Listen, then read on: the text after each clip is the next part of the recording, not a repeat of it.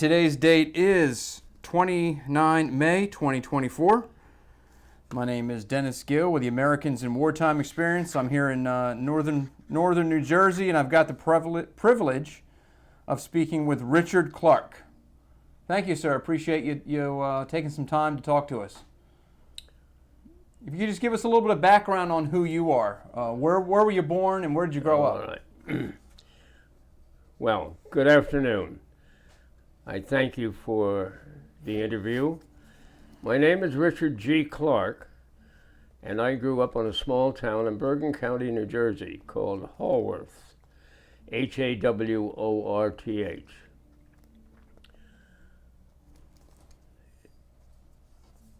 Is that I finished high school at Tenafly after World War II, and then decided I wanted to study forestry and headed to Iowa State College at Ames. Okay. I was there for only literally 2 years, and I was called back in for the Korean War. Okay. And that happened to be in August of 1950. So upon being called back in, I was resituated at Camp Pendleton, California, and training for the landing on Inchon, and also taking over a platoon of Marines. Okay.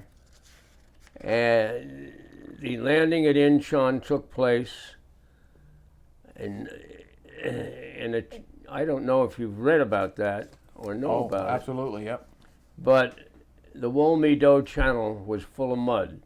And when we landed, the mud was up to our knees. We wrapped ourselves in cellophane before that and made it to the land. The landing was not heavy. It was not an Iwo Jima. It was not I'm thinking of another landing. It was not like the one on Saipan, which was rough like Iwo Jima, and so forth. So we landed on North Korea, and the two regiments were split apart. I was in the 7th Regiment. We took Kimpo and went and headed for Seoul, and then took Seoul, and at the same time the 5th Marine Regiment took the embattlements that the North Koreans had set up at the Inchon landing. All I can say, it was a muddy landing, and there were a lot of flying fish over our head. That's where the name came, Wolmi-Do Channel. That was the name of the channel. And now, after regrouping into 2 regiments and a reformation in terms of how we're going north, we went north and headed towards the Yellow River Bridge. Upon getting in the area of the Yellow River Bridge, I might add, on the way up, we're surrounded by various mountain peaks. We knew that if we had to get out, that we would be under heavy fire, and there are a lot of enemy units that could be hidden behind that peaks, and there were. On the way south, we engaged 7 Chinese divisions. It grew colder. The temperature dropped to 50 below zero at times, and the way you survive was something very simple. Cut your sleeping bag open, cut a couple of holes in it, and walk in it. That's what you had to do. And at the same time, engage a fervent enemy.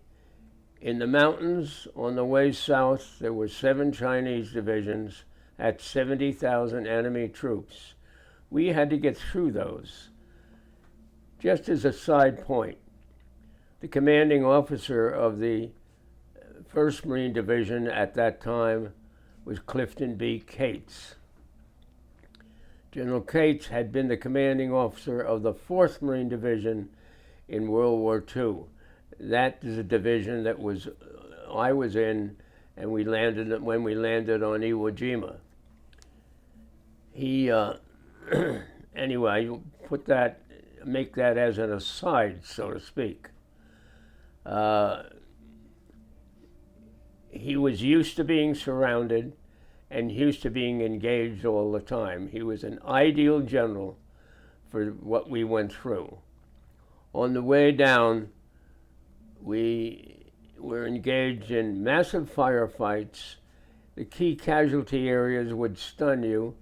Truck drivers were being picked off by Chinese snipers, and the casualty rate of truck drivers was almost 90%.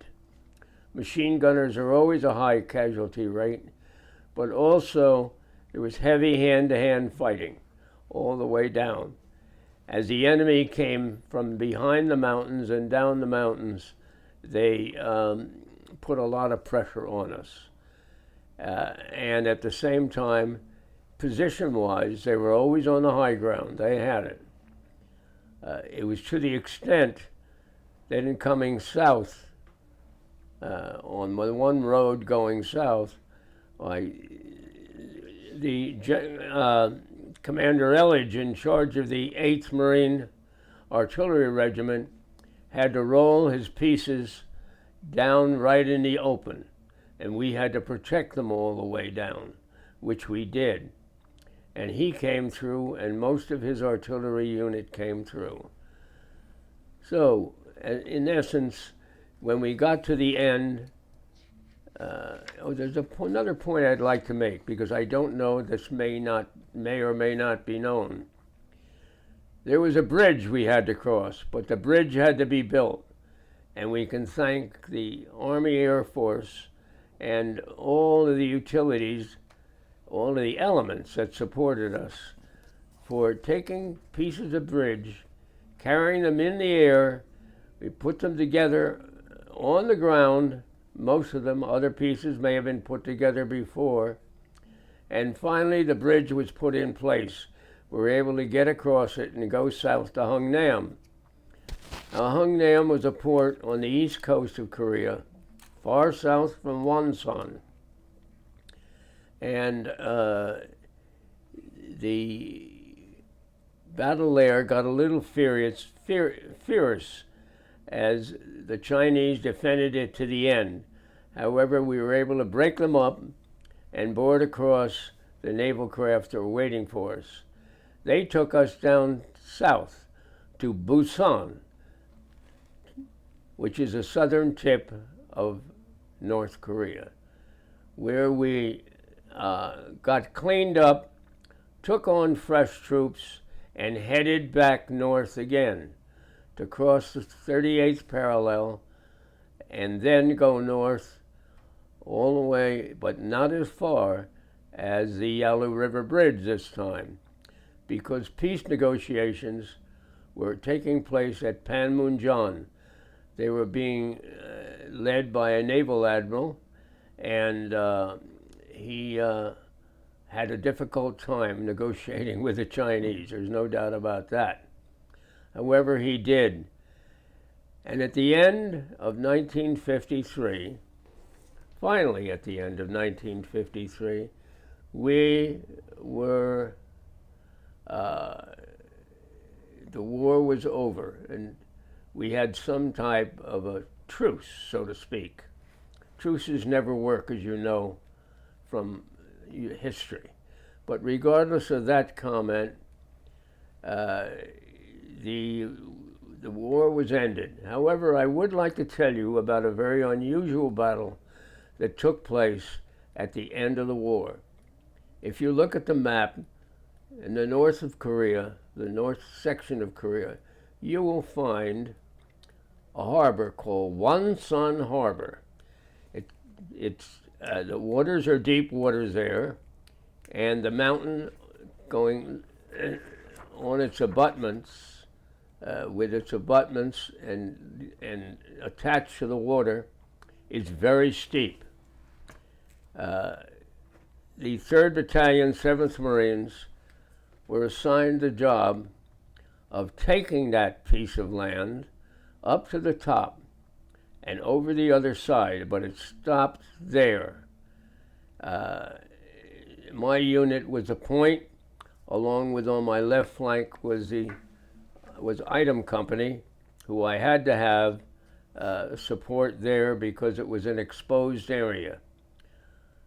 Now, my battalion commander, Colonel Kelly, said in simple terms, take that piece of ground and I want it done by late this afternoon. We started under heavy fire, etc. We responded with our typical response of mortars. We did not use our artillery because, as the colonel told me, he said, Clark, when you get to the top, look down at the bottom. And I did. And down at the bottom was a battleship New Jersey. I was probably the only Marine platoon that had a whole fucking battleship in support.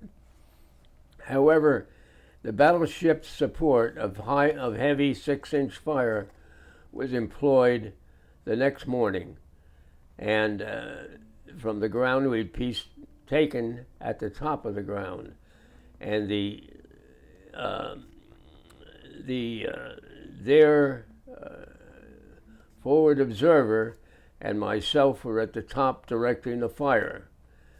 The objective on the other piece of ground was a high security objective, and it was meant to destroy North Korea's capability to respond to any attack in the relevantly near future, any attack we would make, much less anyone else, so to speak. And the properties on the west side of the peak of Wonsan Mountain, I'll call it, were all annihilated by the fire of New Jersey, by the New Jersey battleship. It was very unusual for me to look down and from the top and realize that I had the whole support of a battleship such as the New Jersey, which had been in battles before. So that I thought was a high point for me, because when it was over, it was time for me to go home. So for the first time in, I guess, 4 or 5 years, I was heading home, thanks to the battleship New Jersey and the platoon of Marines I had that took the ground from the bottom to the top, held it at the top, and some other ground on the other side, to the west side of the Wonsan Harbor. That was an interesting experience as far as I was concerned. It was unusual for me to have that kind of support and simultaneously be able to take the objective and suffer what, not minimal, but medium casualties. I'll give you an idea of how life is in the real infantry.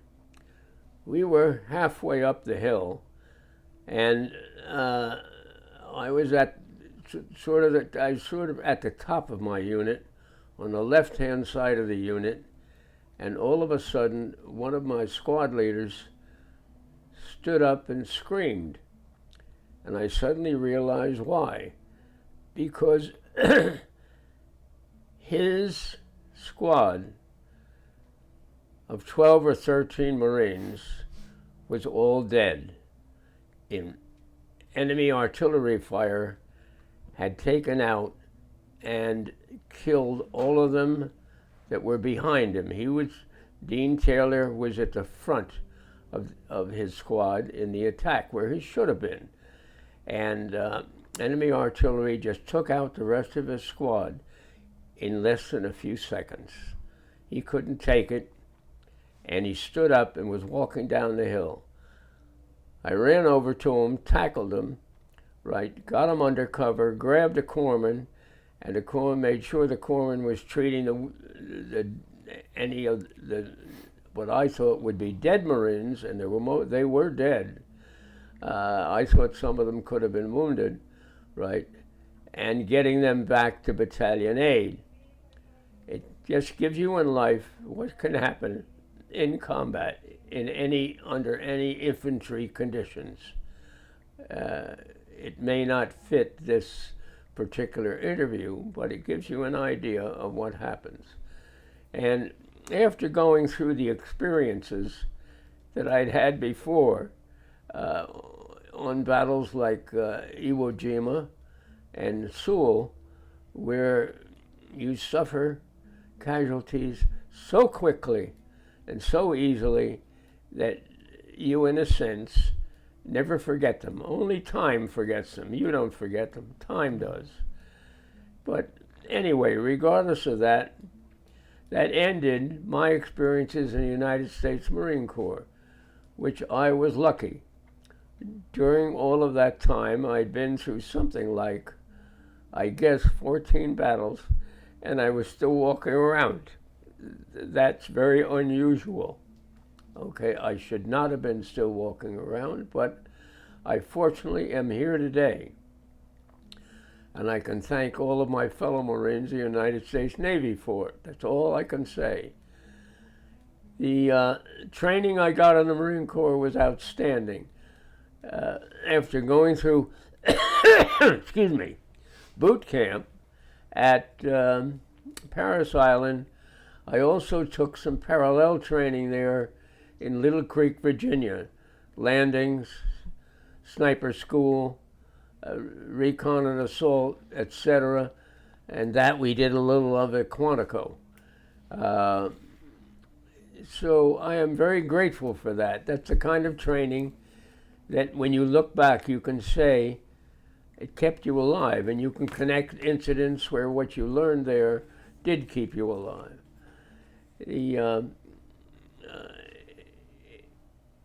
The whole experience I had of 10 years in the Marine Corps, I can say, was a horrible but a wonderful experience, because you learn the horrors of war and the absolutely weakness of politicians. I'd like to take a moment to tell you how the Korean War started. I don't know if a lot of people have any understanding of that. Korean War started with a mistake made by our Secretary of State, Dean Acheson. In a Joint Chiefs of Staff conference, he was asked to outline the responsibilities of the United States in the Korean area. And what he did is he failed to draw a line around the Korean Peninsula, around it, etc. And that was it. He was challenged by one of the members, and then he realized that he had made the mistake. 2 mornings after that, Chinese troops crossed the line along with North Korean troops. Now, how did that happen? Dean Acheson, as Secretary of State, certainly knew his history, but it's very interesting. Sometimes you should forget what you know. At the Potsdam Conference, the Korean Peninsula had become the responsibility, after the war was over and under the control of political control of Russia. So Russia really started that war. Indeed, they did. But at the same time, it's rather sad to me that, remember, at the Potsdam Conference, we had Churchill, we had the President of the United States, and we had one other party, whom I forget at the moment. For them to negotiate such a session when our fleet control the waters at that time of the Asian area. Surprised many people. The Potsdam Conference was under review for that. There's no doubt about it. However, regardless of that, gives you an idea of the total experience I've had in the United States Marine Corps. Also, I've fought the Japanese in the Philippines, and for a brief while. And really, that's the end of what I would have to say. I welcome any questions or reorientation that either one of you two gentlemen have. Sure. Why did you decide to join the Marine Corps? I always wanted to. Always wanted to be a Marine. Always wanted to. Yeah. Ever since I was 12 or 13 years old. Okay. Do you remember Pearl Harbor? Do you remember hearing about that? Yeah. What can you tell us about that day? About your recollections? About that day? Yeah, about hearing about Pearl Harbor and what you thought. Well, we were at the dinner table, the Clark family in Holworth, New Jersey. We were stunned by it. I had a much older half-brother who would not be in the war because of his age. My father had been in World War I. From little I know of him, okay? He was very active politician in Brooklyn, New York. So he, as a lawyer, and a judge, was not home too much. Regardless of that, that's my reason. I'd always wanted to be a Marine. What I thought of the war starting, I understood it, and we all did. We discussed these things with clarification. We go to research, etc., at the breakfast table or the dinner table. And the other thing I remember of it was the street that I lived on Sylvan Place in Holworth. At the excuse me, at the end of I should say another month or two, right? We had half the mothers had gold stars. So it gives you an idea that I, as part of my family, were deeply involved in it. My younger brother joined the Air Force and was stationed somewhere that I don't even know where it is, or remember where it was. But that's the total experience of our family, and including myself, as far as World War II is concerned. Well, you were, according to what I'm reading here, you were on Iwo Jima, correct? Yes. And you were part of the first wave landing? It's the first wave. Tell us about that. What do you remember about Iwo Jima? You got a pretty significant battle. Pardon me? It's a pretty significant battle for the Marine Corps, and you were part of it. Yeah. So what can you say about it? It was a signal battle by the Marine Corps. There's no doubt. And at the time, you knew it when you were in it. Yeah. The Japanese were well prepared. Their infantry was well prepared. They were extremely anxious and subject to charges and hand-to-hand bayonet practice. At the same time, the general in charge of the Japanese troops had organized his firepower. It's probably the best that I could have ever seen. It was backed up by screaming mimes. I don't know if you know what those are. What are those? The combination of a rocket and an artillery shell. Okay. And when that goes over your head and it screams, you are fucking lucky that it went over your head. It's as simple as that.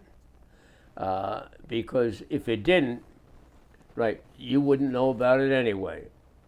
The impact of a screaming mimi could take out the site, the ground site of an average house in America. and with that, it could take out any human being there. The losses and the casualties from those were immediate, and they were complete. It could take out a whole landing barge, which it did, a number of them. That includes the tractors that we used on the beach, which were not so good. The beach itself was untenable because it were shifting sands, hence the sands of Iwo Jima. But what were those sands composed of, and what they created during the day into the night? I'll give you an idea.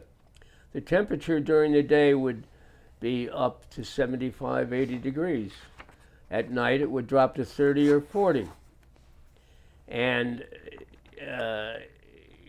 that extremely has heavy impact on any of the Marines that were on that beach or on that island. The way you had to move around, where you were impeded by the weight of those sands, and during the day, the heat of those sands. The heat could almost burn through your leggings. And at the same time, you're under fire. Give you an idea of fire. If you took your hand and raised it above your head, right, you'd lose your arm. That means a fire was at that level. So the enemy fire, which was not only heavy from the screaming Mimis, was intense from the lighter weapons. Japanese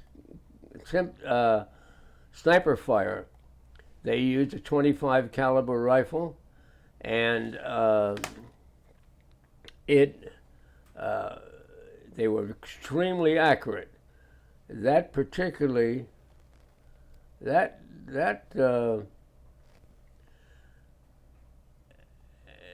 rifle, that 25 caliber rifle, took out a lot of Marines that weren't killed by artillery or otherwise. They had a special powder which was hardly visible, so the sniper positions were hard to locate. However, there was a significant battle that took place on the 10th day. Prior to that, on the 4th day, the flag was raised on Suribachi. Did you witness that? Yes. Yeah. Yeah. And, but not for long. So to give you an idea of casualties, at the end of the first or second day, right, one of the units that had landed on Iwo Jima, right, was 1,800 heavy weapons. That means machine guns, heavy machine guns, light machine guns, and anything else you can think of. That was comprised at the moment of the landing of 1,800 Marines.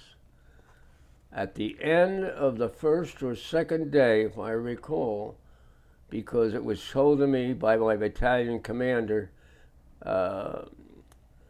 Joseph Chambers, he said, we have lost, out of the 1,800, there are only 81 of us left. Now that's 24 hours. However, we had our answer to that on the 10th day forward.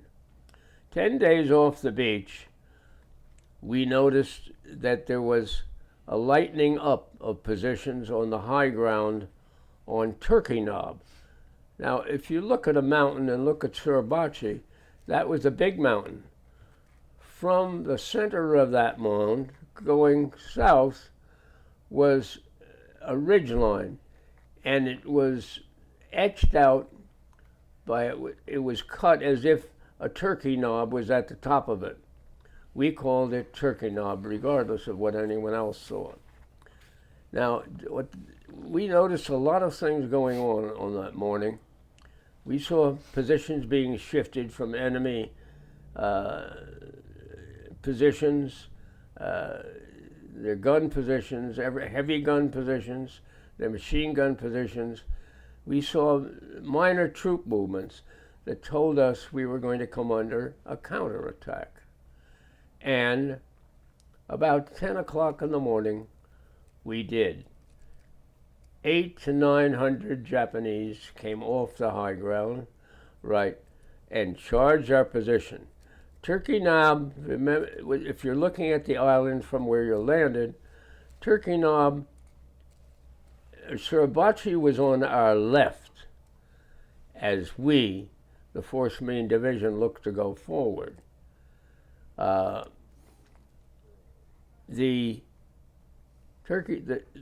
was a slope on Suribachi that's shaped like that. That was on our left, and we are heading east and high to take out Turkey Knob and to defend ourselves against the enemy's attack. The attack lasted until somewhere around 3 or 4 in the afternoon. There were no enemy left alive. Finally, we had gained a hold and some ground where we could move forward. And finally, the tanks came up. We could use some tanks.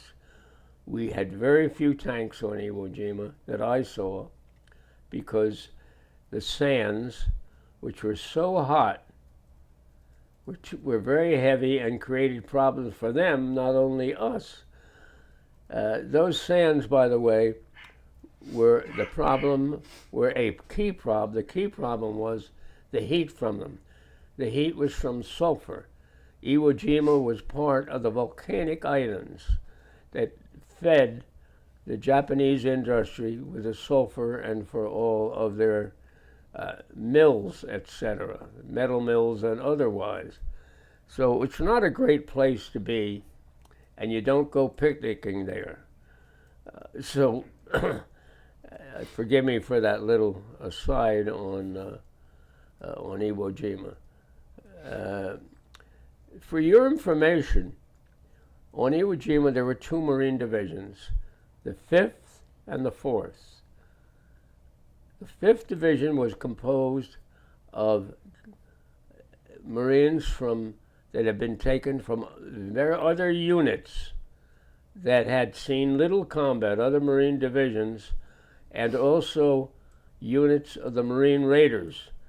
And so that division was in essence a seasoned division. And it was the one that landed and took Suribachi. The 4th Marine Division would take everything to the right. Did we have a reserve? Yes. As a battle unit, our reserve was the 3rd Marine Division, which later went on to take Bougainville and lost most of their men there. That was MacArthur's big mistake. He seldom made mistakes. But regardless of that, Iwo Jima was unique in the fact that I look at it, the 2 I's, Inchon and Iwo Jima. At Inchon, you were walking in mud. On Iwo Jima, you were walking in hot sand. There's not too much difference. They're both impediments and obstruct your movements and movements of all the equipment one way or another.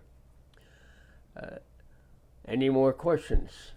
What do you recall? What do you remember about the Japanese on Iwo Jima? They're extremely well trained, particularly in bayonet fighting. Yeah. They had those bayonets were unbelievable, and they were there right at the beach. They came at you at the beach. Yeah. I hope that answers your question. Yes, it does. So you were also involved in the Battle of Leyte Gulf? Is that correct? In the Philippines? The Battle of what? The Leyte Gulf? In the landing, yes. Yeah. Very brief. It was in the area. We went in a special unit Okay. under a Colonel Claggett, and we went into an island called Samar.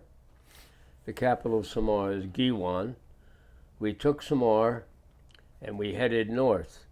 Now, the geological position of Samar as an island is almost directly below Manila. And that's a piece of land that goes right up to Manila. And so we're a limited force. Claggett Special Unit was a limited force simply to make sure we took out Giwan and Samar and then headed west to take out Manakani. Now, Manakani was a strategic thing. It was the largest shipyard in the Philippine Islands group. It was capable of taking in ships like ours and other ships for repair quickly. The Koreans had a very, very well-trained force to repair ships from all over the Pacific. So we took Samar, and then went west, and then took Manakani. And that's what we did. It was a brief part of my experience in the Philippines, which I like the Philippine people very much, and have always been extremely disturbed at what the Japanese did to the Philippine people. The same as what what are those people that call Hamas has done to the Jewish people and other people when they when Israel was attacked anyway by Iran, etc. Things like that disturb you, and they stick with you for a while. Some of the stories you hear, some of the things you know from seeing them, that's a sad part of war that politicians have never grasped, unfortunately. Yeah. Anything else, sir? What do you remember most about your time in the Marine Corps during World War II? What stands out the most? The capability of the Marine Corps to respond from vicious battles and maintain the spirit of the whole unit. Very interesting point here.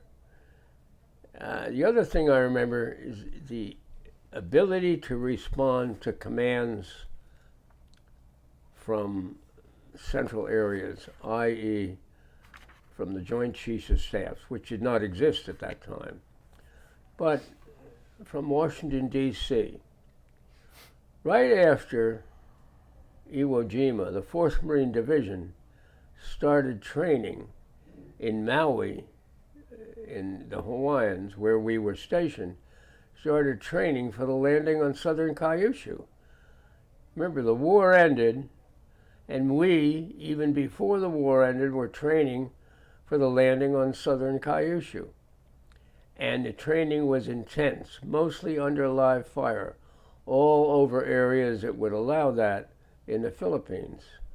However, the Marine Corps has a spirit that's congealed in two words, semper fidelis and gung ho. Gung ho is a Chinese expression for working together. It is a unique unit, and it can respond to exigencies, whatever those exigencies may be, very well. That's my answer to your question, sir. Okay. You were also, so we'll fast forward to the Korean War. You were part of the Chosin Reservoir, the battle Chosin, correct? Which one? The Battle of Chosin Reservoir. Yes. Yes. I imagine what you remember most about that was the weather. Well, It's cold. The weather. A little bit cold, right? The cold. It was severe. You know, the inherent ability of the 1st Marine Division to move all the way south from the Yellow River Bridge. Well, I would like to mention something about that. It's very important. When we went north to the Yellow River Bridge, and at the last part of that movement, we were engaging enemy patrols of some size of both the Chinese and the North Koreans. We would report the elements to 8th Army in Tokyo. That was in charge of the whole war, by the way, the 8th Army in Tokyo. We would report that, and they were disregarding the information. So we were obviously well ahead of what the 8th Army, G2-wise, or information-wise, than the whomever else would be, so to speak. To me, that was a sad condition. That condition was composed of, one, the G2 that they had, which was different than ours, but we were on scene, so to speak, and there. And the units that we were engaging of the Chinese were mostly from northern China, which means they're better trained. Chinese as fighting units are not, nor the North Koreans, they are not the greatest troops in the world, nor the Russians. We encounter them briefly once later. There are some other battles that were, but you asked about the Chosin Reservoir. The severity of the battle was only surpassed by the weather. That's all I can say. And the staunchness, mental staunchness of every Marine came to play there. You could not turn to your buddy and say, by the way, how cold is it, or something like, some stupid stuff like that. You had to help him. If he was wounded, right, he had to get to a truck or a corpsman as quick as possible. And conditions were not good for the corpsman either. The trucks, we took down in our trucks, you may not like to hear this, elements of the 2nd Army Division, which did not perform well in that battle at all. That's all I can say about it, is that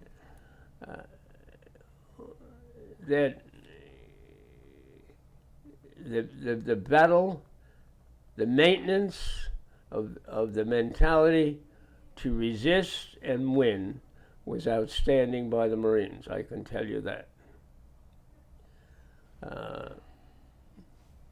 End of answer.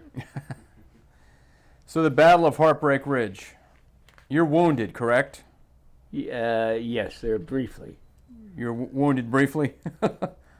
Can you tell us about the story of getting wounded? Heartbreak Ridge, and I'm going to have to use my hands here. Sure. You had a mountain range that went from the west to the east of approximately, if I recall during the briefing, some 25 miles.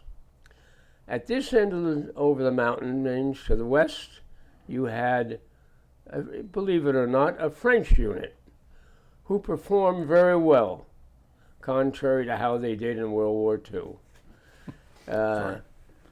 That's okay. And at this end was the 2nd Army Division. Lots of tanks they used down there in the low ground. They're good at that stuff. And somewhere in here, we had to take a piece of ground called 1052, which was the highest part of Heartbreak Ridge that had to be secured. We took it.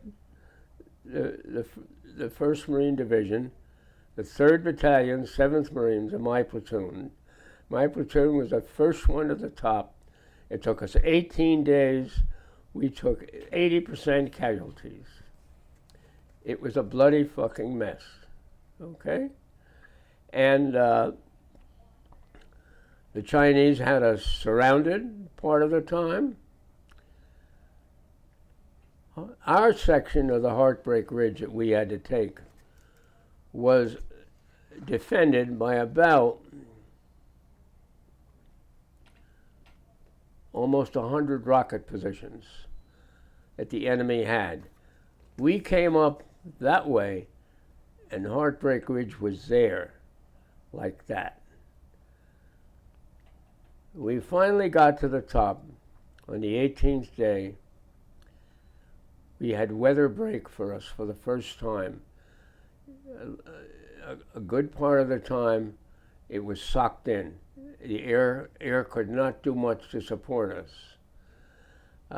Another good part of the time, the 1st Marine Regiment, which was at our rear of the 5th Marine Regiment, was being under heavy attack by Chinese forces. We were cut off a lot. Food, water, stuff like that. But we managed to do that. On my left flank, I had the support of the item company of the 7th Marines, and that support was very tenable and very thorough all the time. Now, suddenly, the weather broke.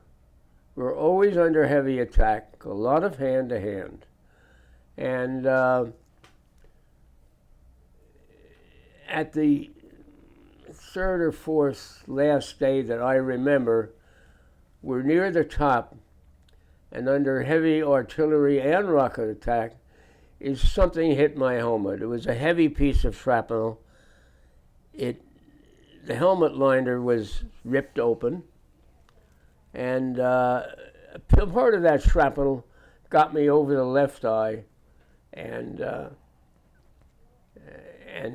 affected it to the fact that some of the flesh over the left eye dropped over it. I couldn't see too well, and that was during it was later than that. It was almost the day of the final attack.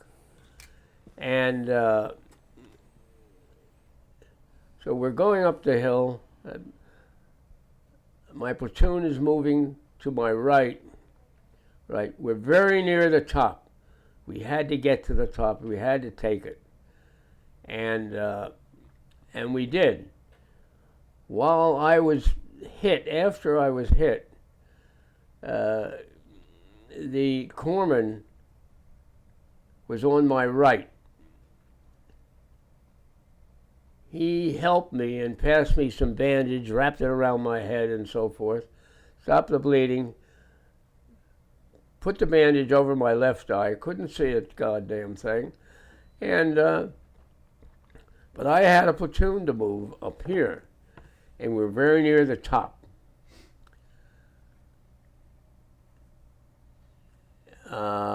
Who was it? I'm trying to think of the Marine. Frost. Johnny Frost was former All-American Center for University, Tennessee University. Right. He was right with me. And, right, I said to him, we've only got a few yards to go. Right. He took off like a rabbit, straight up the hill. right alongside me. We both moved up that hill together, and all my squad leaders were almost in a line, which is unusual under an occasion like that. Most of the time, one's up there, one's there, another one's there. But we get to the top, and it's all these bunkers with all these rockets in. There's not just one or two or three with heavy stuff in it. All these rockets were in it. And we had to take them out. So we moved from bunker to bunker. We get to the top. The enemy's retreated, going on the reverse slope. And it took us all day to get to the end of where our responsibility was on Hill 1052. And we finally got there. At the end, I lost my best machine gunner from Oneonta, New York. Nicest guy you'd ever want to meet.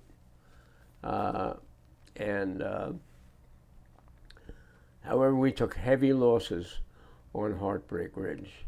It lasted for 18 days. A piece of ground that lasts for 18 days, you're going to take more than nominal losses. There's no doubt about that. So, that is hope that's the answer to your question. Yeah. Were you also wounded in the leg? That was, I think, a long time ago, either in the Philippines or on Guam. Okay. And that was from a Japanese knee mortar. The Japanese had little mortars, you know, and they carried them around. They had what they called their mortar men, what else, I guess. And all they had to do was tap that mortar, which was loaded with a small mortar, and it went off from a few yards from you. And the Japanese infantryman, he had a way out, though. I forget what it was. I didn't look at how they were made. So I took some shrapnel in my right leg, and but it was minor pieces of it. I was able to pull out, etc. That was really about it. No big deal? No. Were there any times during any of any of the campaigns you were involved in, any of the battles that you were involved in, where you thought that you might not make it out alive? Were there some times like that you had those thoughts? I made sure they didn't exist. Yeah. Because in war, you can be afraid all you want, but you can never fear. And that's my saying, right? The moment you start that you're fearful, right, something else has taken control of you. Part of your will is gone, and part of your anticipation is left you. Yeah. The absolute opposite of that, I used to tell my men, I said, remember, that rifle you carry in battle, anything knife or a rifle you have, right, is not as important as what I'm going to tell you now. And it's patience. Patience becomes more powerful than the weapon in your hand. Don't jump to conclusions. Know what you're doing and when you're doing it and why you're doing it. At that given moment, at that given set of conditions that you're in. It's patience is the most important thing. Yeah. That's all. Yeah. What do you remember most about your time in the Marine Corps? What's something that stands out, good or bad? Stands out? Yeah. When the 4th Marine Division passed in review, after the war was over, in front of the Assistant Secretary of State, having been ready and already trained for the landing on southern Kyushu in Japan. When you're in a unit like that and you're passing in review, and the instruments are blaring and all that type of thing, and you get a moment to look behind you or around you, and you see what's there, right? And these were men that you knew, not all of them, right, etc., right? That makes you feel fantastic. Yeah. That answer the question? Yep. So we dropped two pretty big bombs on Japan that ended the war in the Right. Pacific. We were preparing to invade the Japanese mainland. What were your thoughts about that? Was that something that you think we should We were have done? stunned. We were shocked. We were ready to go to war. We were ready to hit a beach. Right. How's that? You think we should have dropped those bombs, or because there's a lot of debate Absolutely. about it. Absolutely. Yeah. I trust the decision of the United States to drop those bombs implicitly, for the simple reason is whether you're going to lose 1 million men or 10,000, right?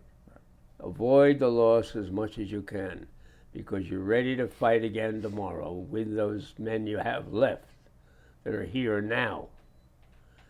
Yeah, that didn't bother me at all. Yeah. Do you remember hearing about the bomb being dropped? Pardon me? Do you remember hearing about the bomb? I'm sure at some point you heard, okay, they've dropped a bomb on Japan, and it's like nothing that's ever been dropped before. Yeah, I heard about it. In fact, where was I? I was invited to a briefing about it, in which I saw pictures of both of the pilots on each of the planes and all of that whole thing.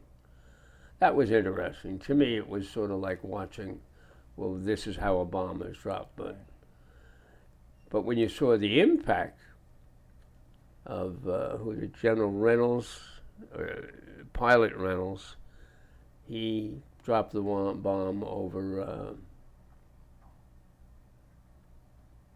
what's the second place? What was it? Nagasaki. Yeah. He dropped the bomb over Nagasaki. Right. There was quite a bit about him in there, and the pilot who dropped the bomb over Tokyo. Yeah. So, that's my best I can answer it. How do you think your time during war, your time in combat, how did that shape who Richard Clark would become? How did it shape who you became? How did it shake to what? Yeah. Shape who you became. How did that form who you would later become as a man? Well, it formed a lot. In terms of comprehending how someone is thinking alongside you under untenable conditions, and then you're thinking to someone that in business that has been to the best schools in America, right? And he seems to be indifferent to the wars such as the Korean War, or particularly what was the other war? The Vietnam War. And he has attitudes towards it. I don't get it. I've stood up to a couple of those guys. They regretted it, but I don't understand it at all. Yeah. I had an incident, and that's all I can tell you. It should have never happened. It had nothing to do with me. About people that were talking about communism and so forth, and how wonderful it was. They didn't think it was wonderful at the end of it. But anyway, I just don't get it. If you don't understand the theme of the United States of America, will you do me a favor, get up and walk? We have our own theme. It has nothing to do with any other country, and that's all there is to it. Yeah. Leave it. So anyway, that's how I feel. How do you want to be remembered? I never think of that. I have no comprehension how I am to be remembered. As a son of a bitch, I guess.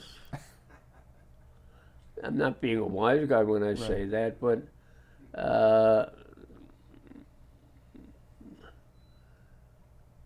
I don't know the answer to that question. I don't think a lot of people do know. Yeah. Do they? Probably not. It's something you don't think about. Yeah. I guess I should think about it. How do you want people to remember your service? What do you want them to know about? Those who know a little about it, if they want to know more, I'd like them to know more about it. Right. And what would you tell them? Answers to the questions that you asked me. Yeah. You know,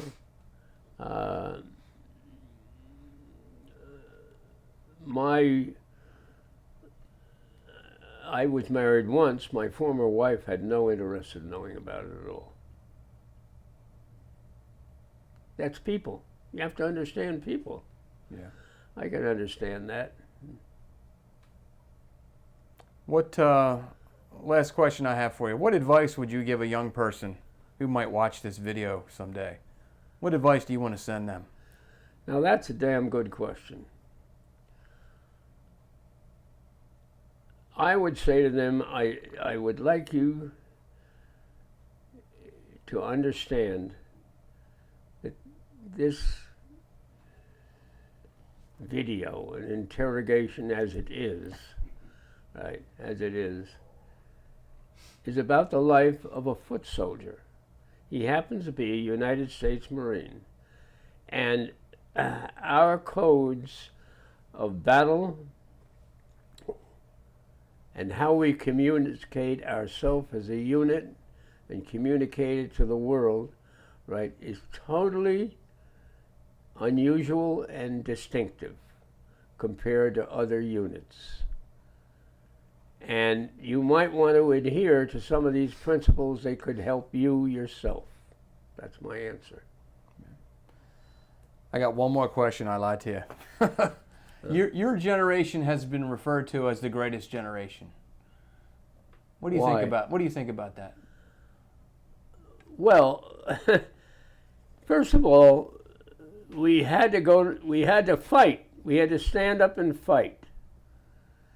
And I don't know if we're the greatest generation, but any one whole country of 300 and more million, such as the United States of America, stood up and fought. And it gathered around it allies and supplied them, right, and supported them with our troops and ships. That includes merchant ships also, etc.